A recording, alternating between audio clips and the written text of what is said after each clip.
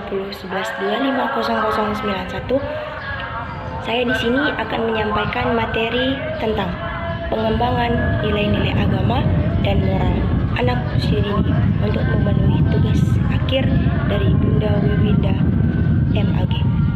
Baiklah, kita lanjut saja dengan pembahasan materi yang pertama. Apa itu pengembangan nilai agama dan moral? Dapat kita ketahui bahwa perkembangan nilai-nilai moral dan agama adalah moralitas religius adalah sikap manusia yang berkenaan dengan kepatuhannya terhadap perintah Tuhan secara langsung. Dalam arti, manusia akan mengandalkan Tuhan secara langsung sebagai pengawas tindakan moral tersebut. Sedangkan pengertian moralitas keagamaan adalah sikap manusia yang berkenaan dengan ajaran agama yang dianutnya. Kemampuan anak untuk bersikap dan bertingkah laku. Islam telah mengajarkan nilai-nilai positif yang bermanfaat dalam kehidupan bermasyarakat. Hal ini menyebabkan perlunya pengembangan pembelajaran terkait nilai-nilai moral dan agama. Dan yang dimaksud dengan nilai-nilai agama, menurut Mulyani, secara hakiki sebenarnya nilai agama merupakan nilai yang memiliki dasar kebenaran yang paling kuat dibandingkan dengan nilai-nilai sebelumnya. Nilai ini bersumber dari kebenaran tertinggi yang datangnya dari Allah. Nilai tertinggi yang harus dicapai adalah kesatuan. Dan yang dimaksud dengan moral adalah ajaran tentang hidup yang baik berdasarkan pandangan hidup agama tertentu. Moral sebagai tingkah laku hidup manusia yang berdasarkan pada kesadaran bahwa ia terikat oleh keharusan untuk mencapai yang baik sesuai dengan nilai dan norma yang berlaku dalam lingkungannya. Ada juga terdapat hubungan antara agama dan moral, yaitu moralitas dalam agama juga dipandang sebagai sesuatu yang luhur, tatanan dalam kehidupan sosial yang dijadikan pedoman.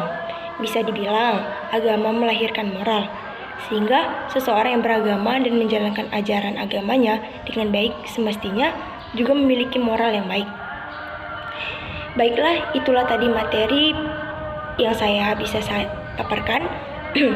Materi kedua yaitu pembahasan tentang cara menanamkan nilai agama dan moral untuk anak usia dini yang dilakukan oleh orang tua. Berikut merupakan caranya. Yang pertama, dalam jangka waktu yang lama untuk menasihati anak. Misal, kita berikan contoh kepada anak. Langkah pertama adalah memberikan contoh terlebih dahulu kepada anak, sebab keluarga merupakan tempat pertama anak untuk belajar. Kita pun bisa memberi contoh untuk berbicara secara perlahan, menggunakan bahasa yang halus dan sopan, serta tidak mengucapkan kata-kata yang kotor.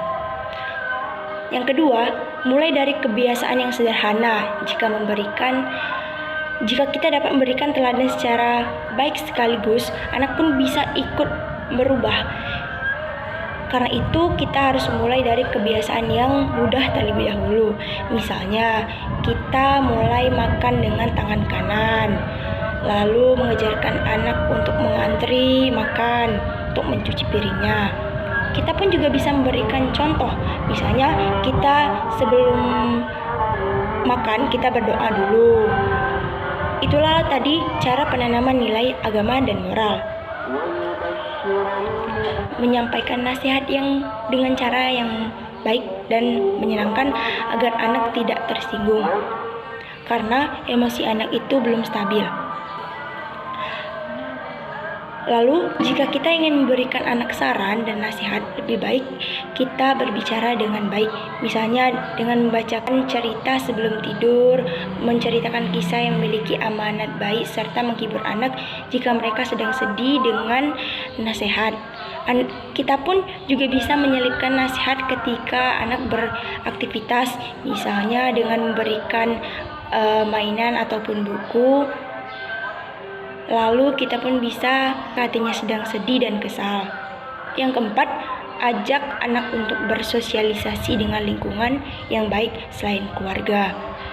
Lingkungan pun juga menjadi tempat belajar, karena itu perlu untuk membuat lingkungan pertemanan yang mendukung. Lalu, hindarkan anak dengan teman-teman yang memiliki tabiat yang kurang baik dan ajak anak ke tempat yang memiliki kebiasaan baik. Cara menanamkan nilai agama dan moral untuk anak. Misal kita bisa mengajak anak bermain bersama dengan teman sepantaran, lalu mengobrol dengan orang tua, berbagi makanan dengan tetangga. Dan yang kelima, jangan paksa anak untuk melakukan sesuatu ketika anak tidak melakukan nasihat yang kita berikan. Biasanya mereka akan kesal. Jika anak sulit menerima kebiasaan dan nasihat yang kita berikan atau masih enggan melakukan kebiasaan yang kita praktekkan, jangan menyerah dan kesal. Mungkin itu saja materi yang bisa saya sampaikan. Saya mohon maaf jika dan ucap pada Allah saya mohon ampun. Wabillahi taufiq wal hidayah. Wassalamualaikum warahmatullahi wabarakatuh.